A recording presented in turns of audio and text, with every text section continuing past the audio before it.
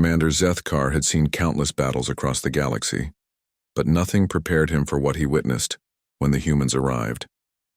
The Korthak Collective had been pushing deeper into Galactic Council territory for months, their biomechanical horrors consuming entire systems.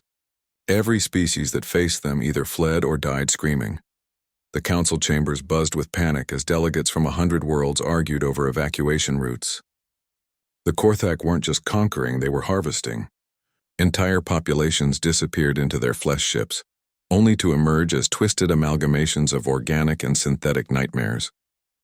No military force had successfully held ground against them. That's when Ambassador Sarah Chen walked into the chamber. She was unremarkable by galactic standards. Short, pale, with dark hair pulled back in a simple style. Her species had only joined the council 5 years ago, bringing with them curious technologies and an unsettling tendency to smile when discussing violence. Most delegates considered humans a novelty, barely evolved from their primitive homeworld. The Terran Defense Force volunteers to hold the line at Kepler 442, she announced, her voice cutting through the chaos. The chamber fell silent. Admiral Vexthon of the mighty Hegemony fleet leaned forward, his 6 eyes narrowing. Human, your species possesses perhaps 50 ships. The Korthak are bringing thousands. Sarah's smile never wavered. Quantity isn't everything, Admiral. Zethkar remembered feeling a chill despite his species' cold-blooded nature. There was something in her tone, not bravado or desperation, but a calm certainty that disturbed him deeply. The humans had been helpful neighbors, sharing their music and literature, their strange concept of fiction that other species found fascinating. They seemed so peaceful, so concerned with art and philosophy. 3 days later, Zethkar found himself aboard the TDF Valkyrie, supposedly observing human military doctrine for the Council's records. The ship itself was elegant but simple, lacking the ornate designs favored by elder species. The crew moved with efficient precision, their casual banter masking what he now realized was professional competence. Captain Maria Santos gave him a tour that revealed technologies he didn't recognize. Kinetic barriers, plasma cannon arrays, and something we call the Fury Protocol, she explained, her hand resting on a red panel marked with warnings in 17 languages. What does the Fury Protocol do? Zethkar asked. Santos paused, her expression growing distant. It removes our limiters. We try not to use it unless absolutely necessary. Before he could ask what that meant, alarms began blaring. The Korthak had arrived. Through the viewports, Zethkar saw horrors that made his scales crawl. The Korthak ships were living things, massive creatures of meat and metal fused together in impossible configurations. Tentacles writhed along their hulls, and he could see organic eyes blinking along their surfaces. Worse, he recognized components from other species' ships grafted onto their flesh, trophies from conquered fleets. My God, whispered Lieutenant Rodriguez from the navigation station. There's over 3,000 of them. The human fleet numbered exactly 47 ships. Zethkar expected panic, but the humans reacted with eerie calm. Captain Santos stepped to the center of the bridge, her voice carrying across all frequencies. All ships, this is Valkyrie Actual. Remember why we're here. Remember who we're protecting. Remember what we are.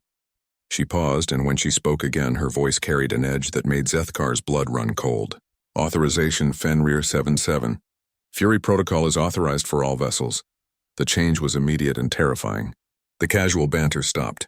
Faces that had been friendly moments before became masks of focused intensity. Zethkar watched in fascination as the humans transformed from pleasant neighbors into something altogether different. Weapons free, Santos commanded. Show them what happens when you threaten our friends. The battle began with the Korthak doing what they always did, sending forward their harvester ships to capture enemy vessels intact. These smaller craft could disable most ships without destroying them, keeping the crew alive for processing. The first wave hit the human formation like a biological tsunami. Zethkar gripped his observation post as the ship shuddered under impacts that should have disabled their systems. Instead, Captain Santos smiled, and it wasn't the friendly expression he'd grown accustomed to. This smile belonged to a predator.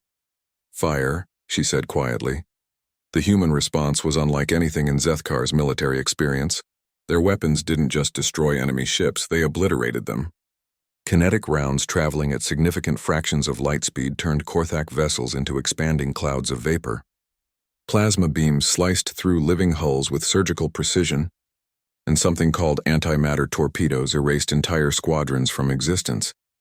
But what truly horrified Zethkar wasn't the weapons. It was the humans' reaction to using them. They didn't celebrate or show bloodlust. They worked with the methodical efficiency of engineers solving a problem. Each kill was acknowledged with calm professionalism before moving to the next target. Harvester group approaching starboard, called out Rodriguez. I see them, Santos replied. Peterson, show them what we do to things that eat people. Weapons Officer Peterson, a woman who'd been sharing pictures of her children just hours before, calmly targeted the approaching bioships. With pleasure, Captain. Antimatter spread full dispersal. The resulting explosion lit up space like a miniature star, taking 17 Korthak ships with it.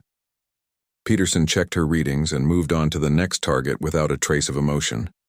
Zethkar realized with growing horror that the humans weren't just winning, they were enjoying it. Not in the savage way of barbarian species, but with the quiet satisfaction of craftsmen perfecting their art. Every movement was calculated, every shot precisely placed for maximum effect. When the first wave of Korthak ships was completely destroyed, Captain Santos opened a channel to the enemy fleet. Her voice carried across space with mechanical precision. Korthak Collective, this is Captain Santos of the Terran Defense Force. You have 60 seconds to retreat beyond the system's heliopause, or we will demonstrate why humanity doesn't negotiate with slavers. The Korthak response was predictable, a shrieking war cry in their biomechanical language, followed by the advance of their main fleet. 3,000 ships moving forward to crush 47 human vessels. Santos nodded to her crew. They've made their choice. All ships go weapons-free. Remember, no survivors. That last phrase sent ice through Zethkar's veins. He'd heard similar words from dozens of species, usually spoken in rage or desperation. The humans said it like they were discussing the weather. As the massive Korthak fleet bore down on them, Zethkar finally understood why every species in the galaxy spoke of humans in whispers, why their application to the Council had been approved so quickly despite their primitive technology. The humans weren't just another peaceful species. They were something far more dangerous, a species that had learned to wage war as efficiently as they built cities, as methodically as they explored space, and as calmly as they made friends. And the Korthak were about to learn what that meant. The main Korthak fleet moved like a living wall of nightmares. Zethkar watched through the viewport as ships the size of small moons crept forward, their surfaces crawling with harvested biomass from a dozen conquered species. He could see Velthari architecture fused into their hulls. Elegant crystalline engineering perverted into weapons of flesh and metal. Captain Santos stood motionless at the center of the bridge, her hands clasped behind her back. Around her, the crew worked with inhuman precision, their earlier humanity seemingly switched off like a light. The transformation was complete. These weren't the same people who'd shared coffee and jokes with him during the voyage. Distance to primary fleet? Santos asked. 700,000 kilometers and closing, Rodriguez answered. His voice had lost all warmth, becoming as mechanical as the ship's computer. Excellent. Peterson, prepare the Hellfire batteries. I want maximum dispersal on the first salvo. Zethkar had never heard of Hellfire batteries. The name alone made his scales crawl. Through the communication system, he heard Captain Williams of the TDF Ragnarok report in. Valkyrie Actual, this is Ragnarok. We're reading massive biosignatures from the enemy flagship. Preliminary scans suggest they're carrying processed remains of the Altarian colonies. The bridge fell silent for exactly 3 seconds. Zethkar remembered the Altarians, a peaceful species of artists and philosophers who'd been harvested 6 months ago. 17 billion souls had simply vanished when the Korthak arrived at their system. When Santos spoke again, her voice carried a quality that made the air itself seem colder. All ships priority target confirmed. The flagship dies first. Ma'am, Peterson said quietly. That's going to require a full spread of our heavy antimatter warheads. The radiation alone will— I know what it will do, Peterson. Fire when ready. Zethkar finally understood what he was witnessing. The humans weren't just fighting a battle, they were conducting an execution. The casual efficiency, the clinical precision, the complete absence of mercy or hesitation. This was how apex predators operated when something threatened their pack. The first exchange of fire began at maximum range. Korthak biocannons launched living projectiles that screamed across space, each one capable of boring through traditional ship armor like tissue paper. The human response was devastatingly simple. They vaporized every incoming projectile with point defense systems that moved too fast for the eye to track. "Interesting," muttered Chief Engineer Thompson, studying his displays. "Their bio-rounds have neural networks. They're actually trying to dodge our defensive fire." Santos glanced at the readouts. "Can you jam their nervous systems?" "Already on it, Captain. Uploading a virus that should cause massive seizures in their guidance systems." Zethkar stared at Thompson in horror. The man was discussing biological warfare against living ammunition, with the same tone he'd used to order lunch. Within minutes, the Korthak projectiles began spiraling wildly, their organic guidance systems corrupted by human cyber warfare. The human fleet advanced in perfect formation, their return fire creating holes in space where Korthak ships simply ceased to exist. But what truly terrified Zethkar was the planning evident in every shot. The humans weren't just destroying ships, they were systematically dismantling the enemy fleet's command structure. "Tactical, identify all vessels broadcasting coordination signals," Santos ordered. 17 command ships detected, Captain. Marking targets now. Eliminate them in sequence. Start with the flanks and work inward. I want them confused and isolated before we reach optimal range. The execution was flawless. One by one, Korthak command vessels died in brilliant flashes of antimatter fire. The massive fleet began to lose coordination, ships drifting as their bio-neural networks were severed. But instead of capitalizing on the chaos, the humans held their formation and continued their methodical advance. "Why aren't we pressing the attack?" Rodriguez asked. "They're vulnerable." Santos smiled that predatory smile again. "Because panic makes prey unpredictable. Let them regroup. Let them think they have a chance. Then we finish them properly." The tactical display showed the Korthak fleet reforming around their massive flagship, a living mountain of corrupted flesh and stolen technology. Zethkar could see movement across its surface as defensive systems awakened. Organic cannons extended like flowering blossoms of death, while shield generators pulsed with bioluminescent energy. "Distance to optimal firing range?" Santos asked. 60 seconds, Captain," Peterson replied. "All ships prepare for synchronized alpha strike. Target the flagship's neural cluster. We end this in one blow." Zethkar watched the countdown timer with growing dread. Around him, the human crew worked with clockwork precision, their faces showing no emotion whatsoever. They could have been assembling furniture for all the concern they showed about the approaching battle.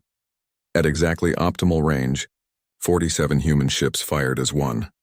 The result was beyond Zethkar's ability to process. The combined antimatter barrage didn't just destroy the Korthak flagship, it temporarily turned the surrounding space into plasma. The explosion was visible from 3 systems away, a miniature supernova that consumed everything within a 100-kilometer radius. When the energy dissipated, the flagship was simply gone. Not destroyed, not broken apart, completely erased from existence along with the processed remains of 17 billion Altarians. The humans had given them the only mercy possible, oblivion instead of eternal suffering.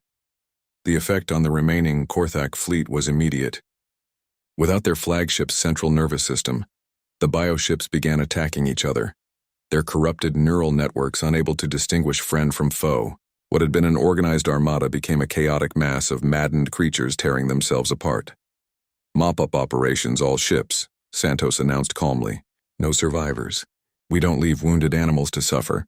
The next hour was systematic extermination. Human ships moved through the confused Korthak fleet like surgeons, placing precise shots into each vessel's neural centers. There was no passion, no rage, just efficient professional killing on an industrial scale. When the last enemy ship died, Captain Santos turned to Zethkar. Her expression had returned to the friendly, open look he remembered from their first meeting. The transformation was so complete it made him dizzy. "Well, Observer Zethkar, what did you think of human military doctrine?" Zethkar found his voice with difficulty. How do you just turn it off? The killing, the efficiency, how do you become normal again so quickly?" Santos considered the question seriously. "We compartmentalize. When something threatens our friends, our families, our values, we become what we need to be. But we don't let it consume us. The moment the threat is gone, we go back to being teachers, parents, artists, dreamers. She gestured toward the viewport where debris from 3,000 ships drifted in space. This isn't who we are, observer. This is what we do when we have to. There's a difference. But the speed, the precision, you fight like machines. No, Santos corrected gently. Machines follow programming. We fight like humans who've decided that something needs to die. There's nothing in the universe more dangerous than a human who's made up their mind. As the human fleet began rescue operations, for the few Galactic Council survivors they'd found in Korthak holding cells, Zethkar realized he was witnessing something unprecedented. The humans weren't monsters, they were gardeners. They nurtured what they loved and ruthlessly eliminated what threatened it. The truly terrifying part wasn't their capacity for violence. It was their ability to switch it on and off at will, to be both creators and destroyers with equal skill, to love and protect with the same intensity they brought to war. For the first time in his long military career, Zethkar understood what real horror looked like. Not tentacles and biomechanical nightmares, but the quiet certainty of a species that had looked into the abyss and decided it wasn't impressed. 3 weeks after the battle at Kepler 442, Zethkar found himself in the strangest situation of his military career, sharing drinks with mass murderers who were discussing pottery techniques. The human crew had invited him to what they called a post-mission decompression session in the ship's recreation area. The same people who'd methodically exterminated 3,000 Korthak vessels were now engaged in animated debates about art, literature, and something called baseball statistics. Lieutenant Rodriguez was showing him photographs of ceramic bowls he'd made during shore leave. The trick is getting the glaze temperature exactly right, he explained enthusiastically. Too hot and the colors run together. Too cool and you don't get the proper finish. This was the same man who'd calculated firing solutions for antimatter warheads with surgical precision just weeks ago. How do you do it? Zethkar finally asked, unable to contain his confusion any longer. How do you switch between being killers and this? The conversation around the table stopped. Captain Santos, who'd been discussing her daughter's school play with Chief Engineer Thompson, looked at him with those disturbingly calm eyes. We compartmentalize, she said simply. When we're soldiers, we're soldiers. When we're people, we're people. The trick is knowing which hat to wear when. But the efficiency, the lack of emotion during combat— Oh, there's plenty of emotion, interrupted Weapons Officer Peterson. We just don't let it control us. Anger clouds judgment. Fear slows reaction time. Love makes you hesitate when you shouldn't. Thompson nodded, sipping his coffee. Combat is a technical problem requiring technical solutions.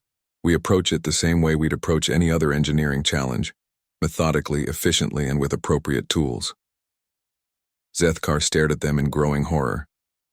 You talk about killing like it's mathematics. Because it is, Santos replied matter-of-factly. X number of enemy ships, Y number of weapon systems, Z amount of ammunition. Calculate optimal firing solutions. Execute with precision. Achieve mission objectives with minimal losses. The emotional weight comes after, during processing. Processing? Dr. Miranda Hayes, the ship's psychologist, leaned forward. She was a small woman with kind eyes who'd volunteered for rescue operations in the Korthak debris field, searching for survivors. Every crew member undergoes mandatory psychological evaluation after combat operations. We talk through what happened, process the emotional trauma, and maintain our humanity. It's like controlled demolition, added Rodriguez. You set your charges carefully, trigger them precisely, then clean up the debris afterward. The key is not letting the explosion damage anything you want to keep. The casual way they discussed psychological warfare against themselves was almost worse than watching them fight. Zethkar realized he was observing a species that had weaponized their own emotional states. Over the following days, he studied the humans more carefully. During their daily routines, they were exactly as he'd first known them. Curious, creative, surprisingly emotional beings who wrote poetry and laughed at absurd jokes. But underneath that surface, he began to notice subtle preparations. Combat drills weren't scheduled events. They were constant, seamless integrations into normal activities. A casual conversation about music would suddenly become a tactical discussion about shipboarding procedures.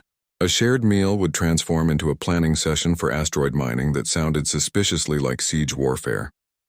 The humans were always ready for violence, But they kept that readiness buried so deep it was nearly invisible. It's called cognitive layering, Dr. Hayes explained when he asked about it. We maintain multiple consciousness levels simultaneously. Surface level is our normal personality, creative, social, curious. Beneath that is our professional layer, technical skills, procedural knowledge, problem-solving protocols. Below that is our survival programming. And the bottom layer? Her expression grew distant. The predator, the part of us that calculates exactly how to kill efficiently. We keep it locked away until we need it, then we let it out to do its job. This revelation led Zethkar to make a disturbing discovery about human entertainment. Their literature, films, and games weren't just stories, they were training exercises. Every piece of human fiction he examined contained detailed tactical scenarios, weapon specifications, and psychological warfare techniques. You use entertainment to practice warfare, he said to Santos during one of their conversations. She laughed, a sound that now carried undertones. He hadn't noticed before. We use everything to practice warfare. Humans are persistence hunters, observer. We evolved to chase prey across continents, wearing them down through superior endurance and planning. Everything we do, art, science, entertainment, it all feeds back into that core competency. But why? Your species has been at peace for decades. Because peace is a temporary condition, Santos replied. War is the default state of the universe. Matter and energy are constantly in conflict, entropy always increasing. Intelligent species either learn to fight effectively, or they get consumed by species that do. That evening, Zethkar attended what humans called a movie night, a recreational activity where they watched recorded entertainment together. The film they'd chosen was something called Aliens, which they described as a classic action thriller. 2 hours later, Zethkar sat in stunned silence as the crew cheerfully discussed the tactical errors made by the fictional characters. They analyzed weapon effectiveness, critiqued squad formations, and debated environmental control strategies with the same enthusiasm Rodriguez showed for pottery. The Marines should have established overlapping fields of fire at the colony entrance, argued Peterson. And why didn't they bring flame units? They knew they were dealing with a biothreat. Budget constraints, Thompson replied. Plus, the corporate interests wanted specimens intact. Classic mission parameter conflict between scientific objectives and tactical requirements. They were treating fictional military disasters as educational material. Do all human stories involve warfare? Zethkar asked weakly. Not directly, Santos said, but conflict is the engine of narrative. Whether it's war, romance, exploration, or discovery, every human story is about overcoming opposition through intelligence, determination, and superior strategy. The final piece of the puzzle came during their next stop at a council station. Zethkar watched in fascination as the humans interacted with other species. They were charming, helpful, genuinely interested in alien cultures and technologies, but underneath their friendly curiosity he now recognized something else. Reconnaissance. Every conversation gathered intelligence. Every cultural exchange revealed potential weaknesses and strengths. Every friendship established was simultaneously a strategic alliance and a tactical assessment. The humans weren't conquering the galaxy through force. They were mapping it, understanding it, making themselves indispensable to it. By the time any species realized they'd been outmaneuvered, the humans would already have contingency plans for 17 different scenarios. You're not just explorers, Zethkar said to Santos as they prepared to leave the station.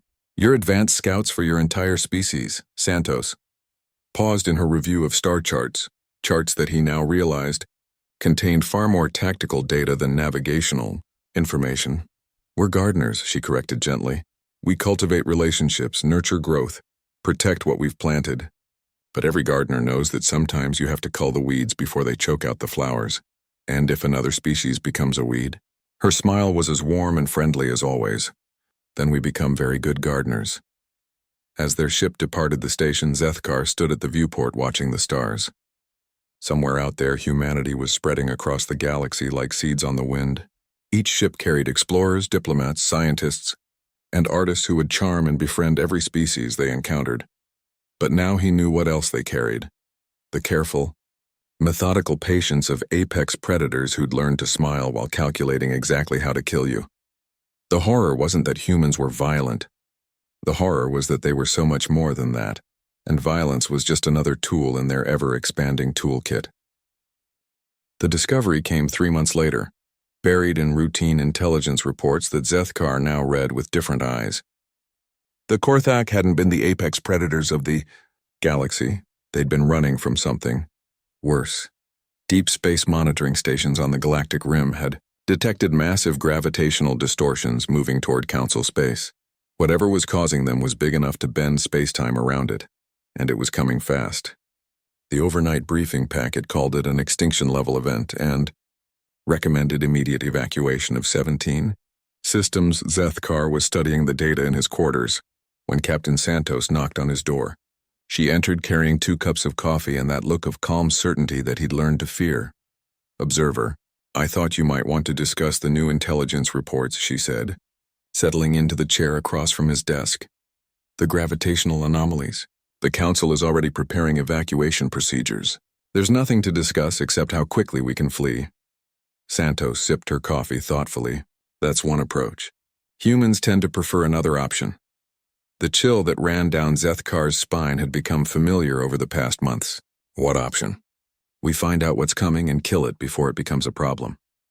"Captain, the gravitational readings suggest something the size of a small planet moving at significant fractions of light speed. Whatever's out there isn't just bigger than anything we've encountered. It's operating on a scale that makes the Korthak look like insects." "Exactly," Santos replied, and her smile was the most terrifying thing he'd ever seen, which means it's probably never encountered anything like us. That afternoon, Zethkar found himself in the ship's war room as the human crew analyzed the incoming threat. The transformation from friendly explorers to cold-eyed strategist happened so smoothly he barely noticed it anymore. Dr. Hayes had called it cognitive layering, but watching it happen was like seeing pleasant masks fall away to reveal the calculating predators underneath. "Preliminary analysis suggests a constructed entity," reported Chief Science Officer Chen, manipulating holographic displays that showed the gravitational distortions. "Too regular for a natural phenomenon, but the scale is unprecedented. We're talking about something approximately 4,000 kilometers in diameter." "Artificial?" asked Thompson. "Has to be. Natural celestial bodies that size don't accelerate to 0.75 light speed and maintain perfect trajectory. Control." Santos studied the data with the same intensity she'd once brought to targeting Korthak ships. "Construction materials? Unknown, but the gravitational signature suggests incredible density. Whatever it's made of, it's significantly more massive than anything in our material science databases." Peterson looked up from her tactical displays. "Ma'am, at that size and speed, kinetic impact alone would sterilize any planet it hits. Even if we could somehow damage it, debris would be nearly as catastrophic." "So we don't let it impact anything," Santos said simply. "We stop it in deep space." The silence that followed was the kind Zethkar had learned to associate with humans processing impossible problems and refusing to accept defeat. "Captain," Chen said carefully, "our most powerful weapons barely scratched Korthak vessels a fraction of this size. Even if we could coordinate every ship in the galaxy, we lack the firepower to significantly damage something this massive." "Then we don't try to damage it," Santos replied. "We study it, understand how it works, and find its weakness. Everything has a weakness."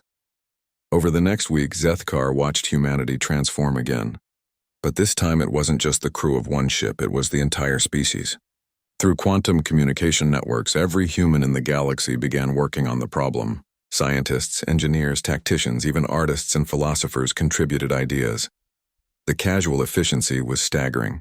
Within 72 hours, they'd constructed a complete theoretical model of the approaching entity, based on gravitational data alone.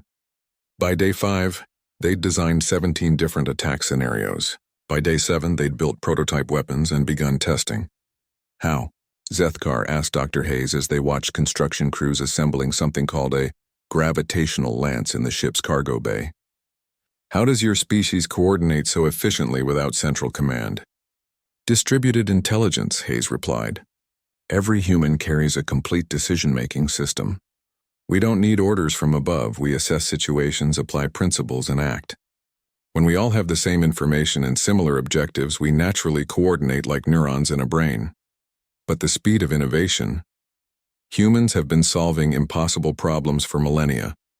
We're good at it. Plus, we've had time to prepare. Prepare for what? Hayes gestured toward the weapon taking shape in the cargo bay. For this exact scenario. Every piece of technology you see, every tactical doctrine we've developed, every alliance we've built, it's all been preparation for something we couldn't yet imagine. You've been preparing for unknown threats? Observer, let me tell you a secret about humans. Hayes leaned closer, her voice dropping to a whisper. We're terrified. Absolutely, constantly terrified. We're a young species in an ancient galaxy, filled with things that could destroy us without effort. So we prepare for everything. Every scenario, every possibility, every nightmare we can imagine. She pointed to the gravitational lance. That weapon exists because somewhere, sometime, a human engineer asked, what if we need to fight something the size of a moon? And another human said, let's figure out how to do that. The revelation was staggering. Humanity's obsession with warfare wasn't aggression, it was fear. They weren't apex predators hunting for sport. They were prey animals who decided to become so dangerous that nothing would dare hunt them. The fiction, the games, the constant tactical thinking, all preparation for threats we can't yet imagine, Hayes confirmed. We tell ourselves stories about monsters so we'll know how to fight them when they show up. We practice warfare and entertainment so it becomes instinctive. We make friends with every species we meet so we'll have allies when we need them. By day 10, 300 human ships had converged on their position. By day 15, that number had grown to over 2,000. They came from every corner of human space, carrying experimental weapons, prototype technologies, and the collective intelligence of an entire species focused on a single problem. The entity, now designated Target Alpha, continued its approach toward Council space. Long-range scans revealed details that made even the humans pause. It wasn't just massive. It was clearly artificial, covered in structures that defied comprehension. Geometric patterns the size of continents adorned its surface, while energy readings suggested power generation capabilities that dwarfed entire star systems. First contact protocols? Asked Communications Officer Park during the final planning session. Santos considered the question. We try talking first. If it responds positively, we negotiate. If it responds negatively, we demonstrate that threatening our friends was a mistake. If it doesn't respond at all, we kill it, Peterson finished. We kill it, Santos confirmed. The final preparation was unlike anything Zethkar had ever witnessed. 2,000 human ships arranged themselves in a formation that looked random, but felt geometrically perfect. Each vessel carried weapons that hadn't existed a month ago, powered by technologies humanity had developed specifically for this encounter. Fleet deployment complete, reported Admiral Chen from the flagship Nemesis. All vessels report ready status. Gravitational lances charged, antimatter torpedoes loaded, and Ragnarok protocol standing by. Zethkar had learned not to ask about weapons with names like Ragnarok protocol. Santos stood at the center of the Valkyrie's bridge, her expression peaceful in a way that now terrified him more than any display of anger could. Around her, the crew worked with mechanical precision, their humanity once again carefully stored away until the killing was done. Time to intercept? She asked. 14 hours, 17 minutes, Rodriguez replied. Santos nodded. All ships, final systems check. We get one chance to do this right. Whatever that thing is, wherever it came from, it picked the wrong species to threaten. She turned to Zethkar, and for a moment her expression softened into something almost resembling the woman he'd first met. Observer, you're about to witness something unprecedented in galactic history, not just first contact with a truly alien intelligence, but the moment humanity stops pretending to be civilized. What do you mean? Santos smiled, and this time there was nothing human in the expression at all. For the past 5 years we've been playing by council rules, being diplomatic, following protocols, respecting boundaries. But that thing out there isn't bound by those rules, which means neither are we. She gestured toward the tactical display showing Target Alpha's relentless approach. It's about to learn what humans are really like when we stop holding back. First contact began exactly as Captain Santos had planned, with an attempt at communication that revealed the true scope of humanity's preparation. Broadcasting on all frequencies, reported Communications Officer Park. her fingers dancing across controls that had been modified with technologies Zethkar didn't recognize. Standard Council greeting protocols, mathematical sequences, and she paused. The Rosetta package. What's the Rosetta package? Zethkar asked. Dr. Hayes answered without looking up from her xenobiology displays. Every piece of information we've gathered about every species we've encountered, compressed into a universal communication matrix. If Target Alpha has any capacity for language at all, it should be able to decode our intentions. The response came faster than anyone expected. A blast of structured electromagnetic radiation that made the ship's computers scream warnings. But instead of panicking, the humans leaned forward with intense curiosity. Analysis? Santos asked calmly. It's definitely communication, Park replied, her excitement barely contained. Complex, layered, using mathematical principles I've never seen before. And, Captain, it's beautiful. This isn't just language, it's art. The entity's message resolved into comprehensible patterns after 17 minutes of computer processing. When the translation appeared on the main display, Zethkar felt his worldview shatter completely.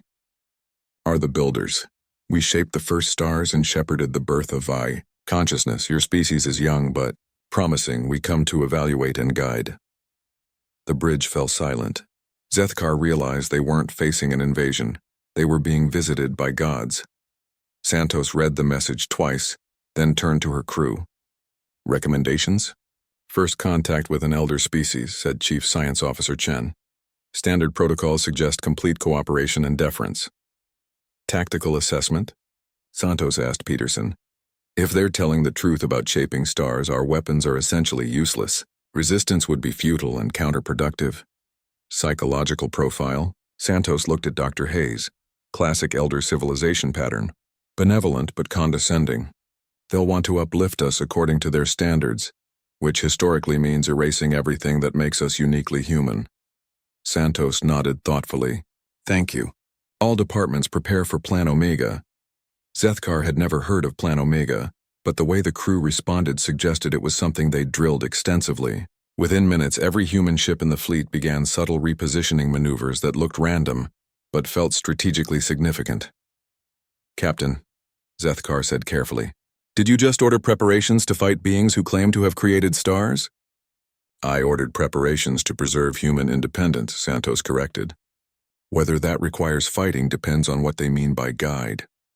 The second transmission arrived an hour later, filled with what could only be described as gentle condescension. Your aggressive tendencies must be corrected.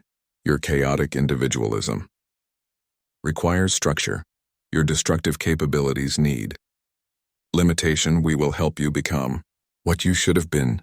Santos read the message aloud, then looked around the bridge. Anyone else find that insulting? Deeply, Peterson replied. They want to domesticate us. Like pets, added Rodriguez with disgust. Or livestock, Chen said grimly. Dr. Hayes pulled up historical files on her display.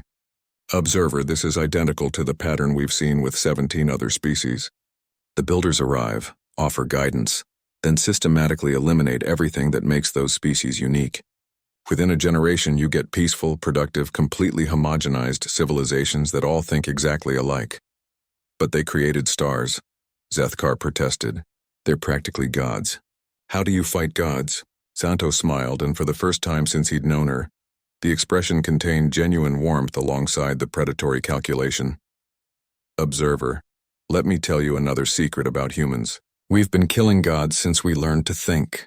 Every natural force that tried to control us, every system that tried to limit us, every authority that claimed dominion over us, we've found ways to overcome them all. She gestured toward the tactical display showing Target Alpha's massive bulk. This is just another god that needs to learn humans don't kneel. The transformation that followed was beyond anything Zethkar had witnessed.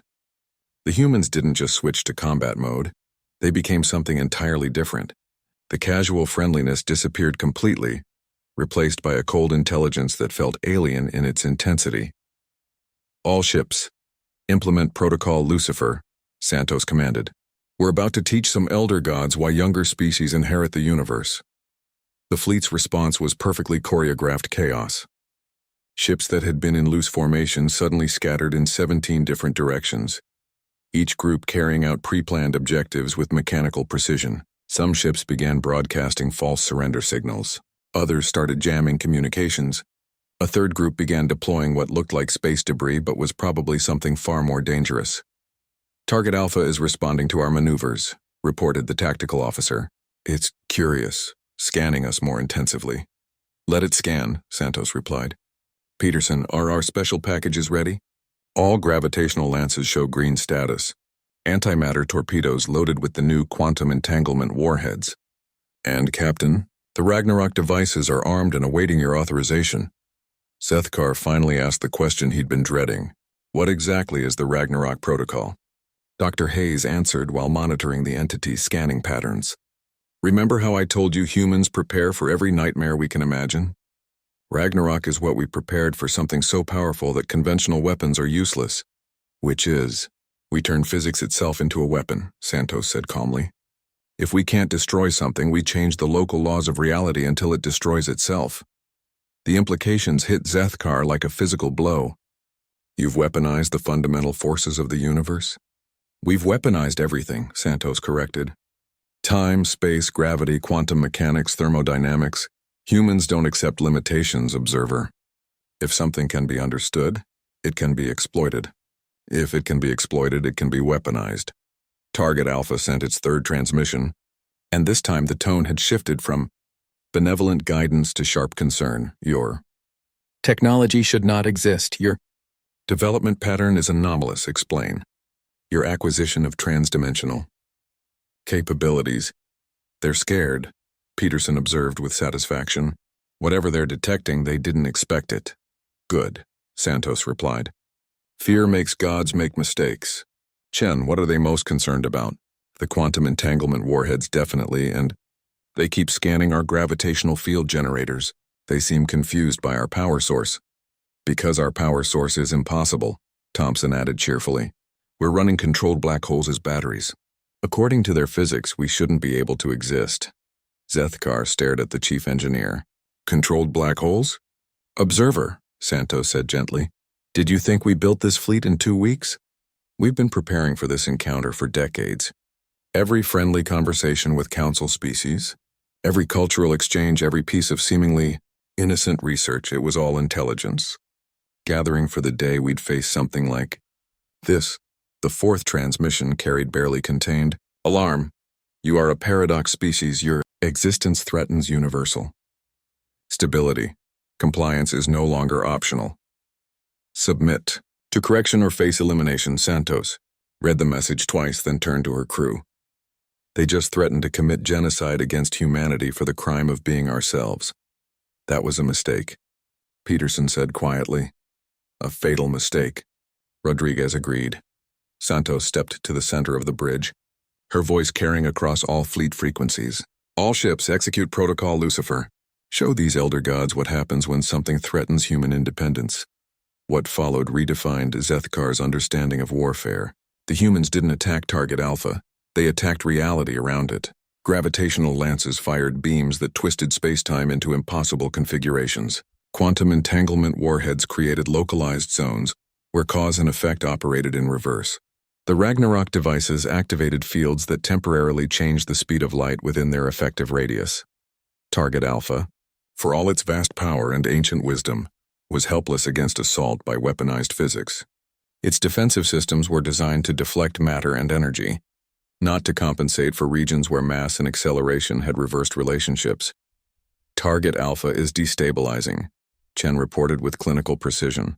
Its structural integrity is failing as local physics become inconsistent with its construction parameters. The entity's final transmission was pure electronic screaming, a death cry from something that had shaped galaxies and was now being killed by principles it had thought immutable. When the distortions finally cleared, Target Alpha was gone. Not destroyed, not scattered, simply erased from existence by weapons that temporarily convinced the universe it had never been there at all. In the aftermath, as the human fleet regrouped with casual efficiency, Santos turned to Zethkar with an expression of mild curiosity. Observer, what did you think of humanity's first contact with an elder civilization? Zethkar found his voice after several attempts. You just murdered gods. We just defended ourselves against cosmic bullies, Santos corrected. The aftermath of Target Alpha's destruction lasted exactly 47 minutes before the humans discovered they'd made a terrible miscalculation. The entity hadn't been alone. "Captain," Communications Officer Park called out, her voice tight with controlled panic. "I'm detecting massive quantum fluctuations across 17 sectors. Whatever Target Alpha was, there are more of them, a lot more." The tactical display lit up with contact signatures that made Zethkar's blood freeze. Dozens of gravitational anomalies were converging on their position from every direction, each one broadcasting the same hostile intent that Target Alpha had shown in its final moments.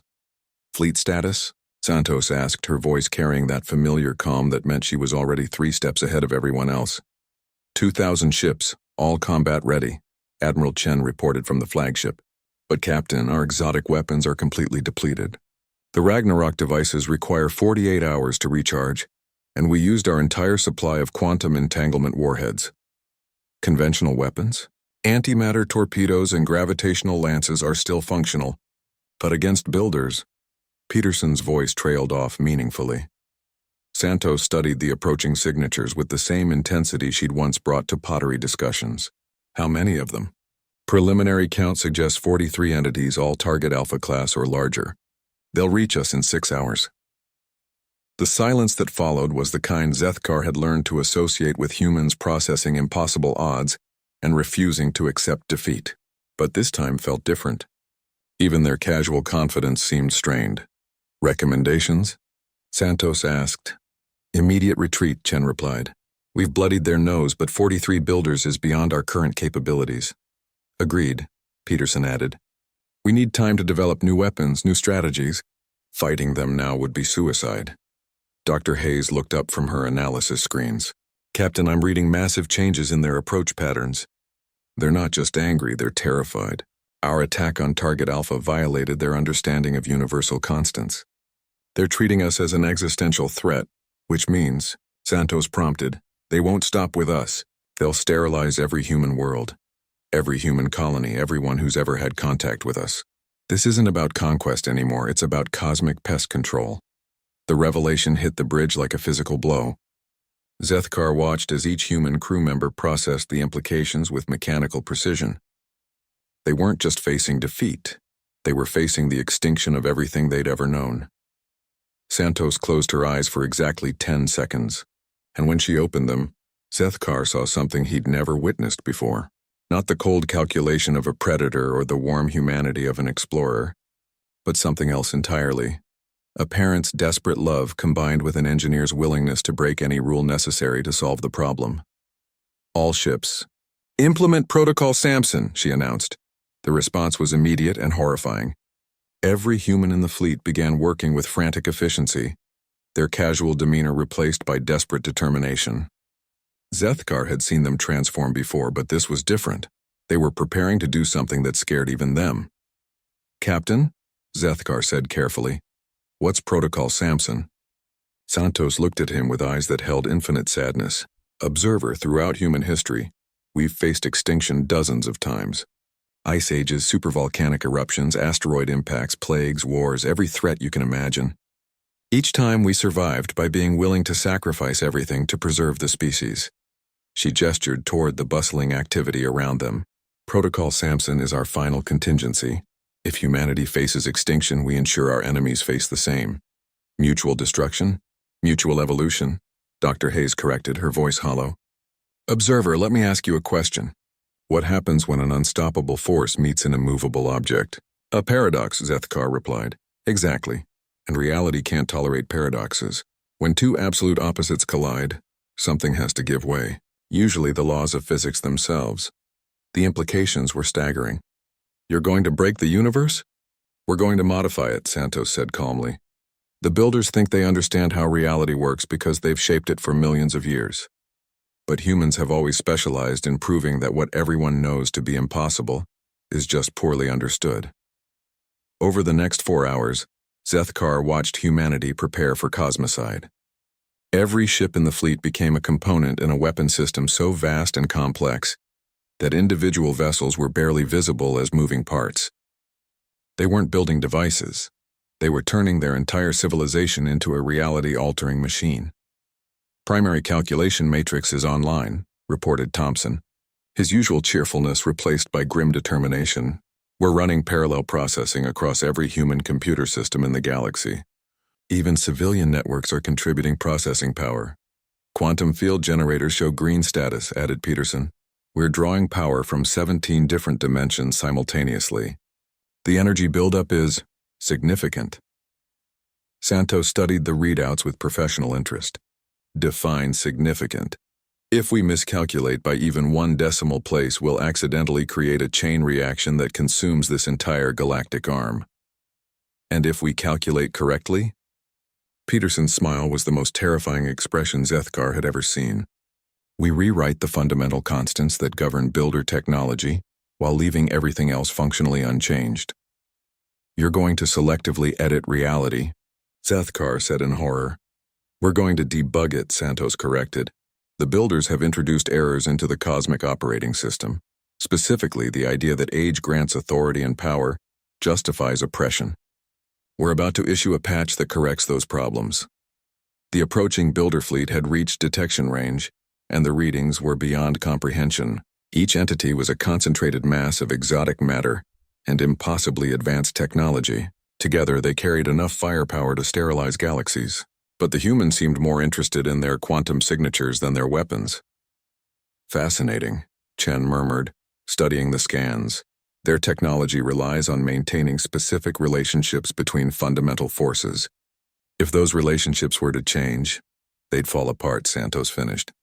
"Like trying to run software after someone's rewritten the operating system underneath it." "But Captain," Rodriguez said quietly, "this will affect everyone. Every species, every technology, every natural process that relies on current physical constants." "Yes," Santos agreed, "it will. And afterward, intelligence and adaptability will matter more than age and accumulated power. The universe will belong to species that can think and evolve, not those that depend on ancient advantages." Dr. Hayes looked up from her psychological monitoring stations. "All fleet personnel show stress levels consistent with impending species extinction, but determination indexes remain maximum. They understand what they're about to do, and they're choosing to do it anyway." "Because it's the right choice," Santos said simply. Observer. "Humanity has always believed that the future should belong to those who can earn it, not those who inherited it. Today we're making sure the universe agrees." The builder fleet was 2 hours away when the final preparations were complete. 2,000 human ships had arranged themselves in a configuration that looked like a 3-dimensional mandala. Each vessel positioned to create precise quantum resonances with its neighbors. "All stations report ready," Admiral Chen announced. "Protocol Samson is armed and awaiting final authorization."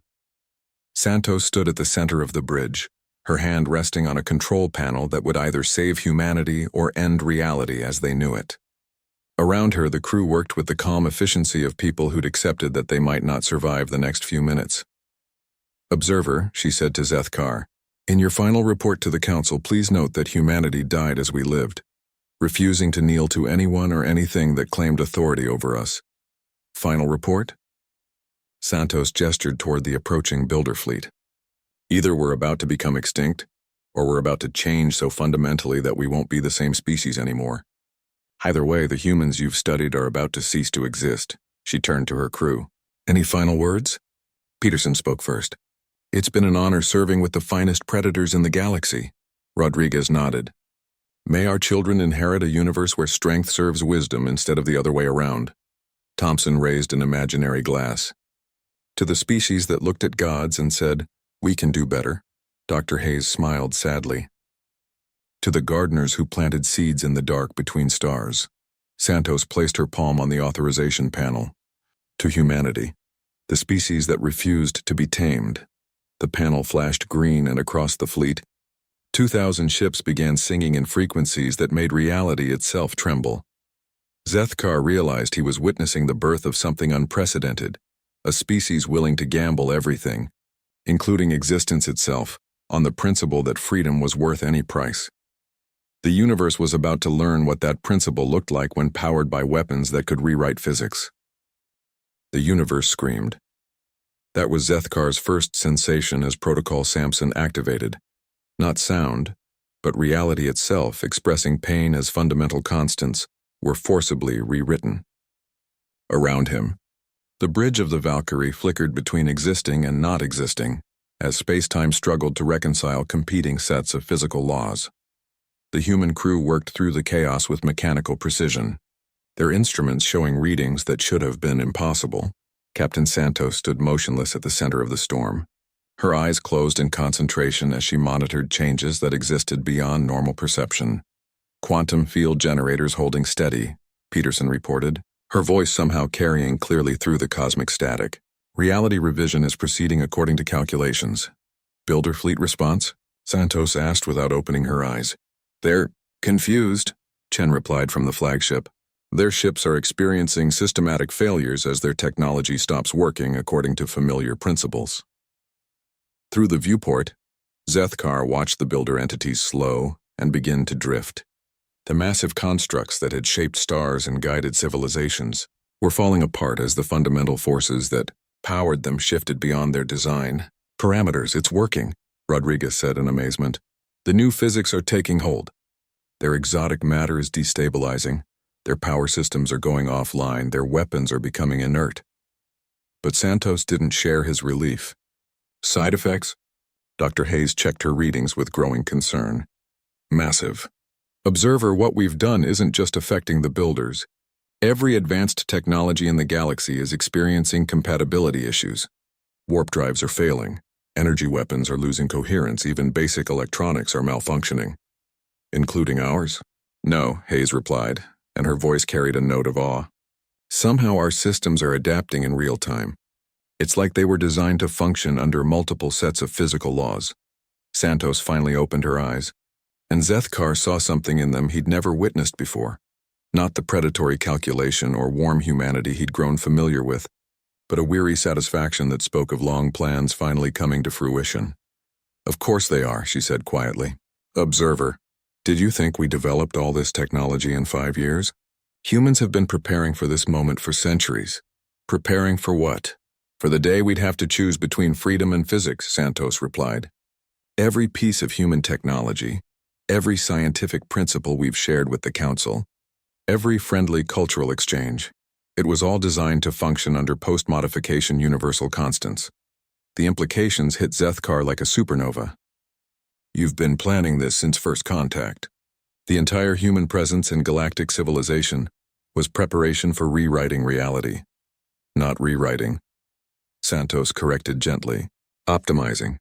The universe the builders created favored age over innovation, power over intelligence, conformity over diversity. We've simply corrected those design flaws." Around them, the effects of Protocol Samson continued to ripple outward at faster-than-light speeds. The new physical constants were spreading through space-time like a cosmic virus, rewriting the fundamental rules that governed everything from stellar fusion to quantum mechanics. "Status report on Council space?" Santos asked. "Initial chaos but stabilizing," Admiral Chen reported. "Most species are experiencing technological failures, but nothing extinction level. Their basic biology isn't affected, just their advanced systems. And the builders? 43 entities confirmed inactive. They're not dead, exactly, but their consciousness appears to be distributed across technology that no longer functions. They're effectively in a cosmic coma." Santos nodded with satisfaction. "Good. They'll have time to think about whether forced evolution is really in anyone's best interest." The reality storm began to subside as the new constants locked into place. Zethkar felt the universe settle into configurations that were subtly but fundamentally different from what had existed minutes before. The change was so complete that he found himself questioning whether the old physics had ever really made sense. "Long-range scanners coming back online," Peterson reported. "The new physics package is installing itself across the observable universe. Estimated completion time, 6 hours for this galactic cluster, spreading to adjacent clusters over the next several decades." "And humanity's position in the new reality?" Santos asked. Dr. Hayes smiled for the first time since the crisis began. "Significantly improved. Our technology works better under the new constants. Our biology is more adaptable to the modified environment. And our psychological profiles are optimized for the increased emphasis on innovation over tradition. While other species, We'll adapt or be replaced by those who can, Santos replied matter-of-factly. Natural selection doesn't stop just because you've achieved interstellar travel. We've simply updated the selective pressures to favor traits humanity values. Zethkar stared at her in growing comprehension. This entire crisis was manufactured. You created the conditions that forced you to modify reality. We created the opportunity, Santos corrected. The builders chose to threaten human independence. We simply ensured that choice had consequences that extended beyond our species. You've conquered the galaxy without firing a shot. We've liberated it, Santos said firmly. Observer, in the old universe, success belonged to species that accumulated power and held onto it for millions of years. In the new universe, success belongs to species that can think, adapt, and grow. Which do you think leads to a more interesting future? As if to prove her point, reports began flooding in from across the fleet. Human ships that had been barely functional were now operating at peak efficiency. Technologies that had been theoretical were suddenly practical. Weapon systems were reconfiguring themselves for improved performance under the new physical laws. It's like the universe is rewarding us for creativity, Thompson observed in wonder. Everything we've ever imagined building is now possible. That's because imagination is now a fundamental force, Dr. Hayes explained. Under the new constants, intelligence and creativity actually influence local reality. The more innovative a species is, the more the universe bends to accommodate their ideas. Zethkar felt his worldview completing its transformation. You haven't just defeated the builders. You've made yourselves the dominant species in creation itself. We've made intelligence the dominant force in creation, Santos corrected. Humanity happens to be very good at intelligence, but we're not the only species with that potential. Give it a few generations and you'll see dozens of species developing capabilities that would have been impossible under the old physics. And if they surpass humanity, Santos's smile was genuinely warm. Then they'll have earned the right to lead. Observer, humans don't want to rule the galaxy forever. We want to ensure that whoever does rule it got there through merit rather than inheritance. The communication panel chimed with an incoming transmission from Council space. When it resolved, Zethkar saw the familiar face of Supreme Chancellor Velthon, looking simultaneously confused and impressed. Captain Santos, the Chancellor said carefully, our scientists are reporting fundamental changes to physical constants throughout known space. Are humans responsible for this phenomenon? We are, Santos replied without hesitation. The builders threatened extinction for all species that refused to conform to their standards. We took steps to ensure that threat could never be carried out. By modifying the universe itself, by updating it to a more current version, Santos said pleasantly. One that favors progress over tradition, innovation over stagnation, and freedom over forced compliance. The Chancellor was quiet for a long moment. And the cost of these improvements? Advanced technologies throughout the galaxy will need to be redesigned according to new principles. Some species may find the transition challenging, but the alternative was extinction for anyone who refused to be domesticated by cosmic bullies. You realize, the Chancellor said slowly, that this makes humanity the most powerful species in galactic history. Temporarily, Santos agreed, until other species adapt to the new environment and develop their own advanced capabilities. We estimate 20 to 50 years before multiple species achieve rough technological parity under the modified constants. And until then, Santos's expression grew serious. Until then, humanity serves as guardian for a universe where intelligence matters more than age, where innovation trumps tradition, and where no species, no matter how ancient or powerful, can impose its will on others simply because it claims the right to do so. The transmission ended, leaving the bridge in contemplative silence. Around them, the human fleet continued its perfect coordination, now operating according to physical laws that made their impossible efficiency seem natural. Observer, Santos said finally, what will you tell the Council about humanity? Zethkar considered the question carefully. Over the past months, he'd watched humans transform from friendly neighbors to efficient killers to cosmic revolutionaries. He'd seen them compartmentalize their nature, weaponize their creativity, and ultimately remake reality itself rather than accept limitations on their freedom. I'll tell them, he said slowly, that humans are gardeners. You nurture what you love, eliminate what threatens it, and when necessary, You change the soil itself to ensure your garden can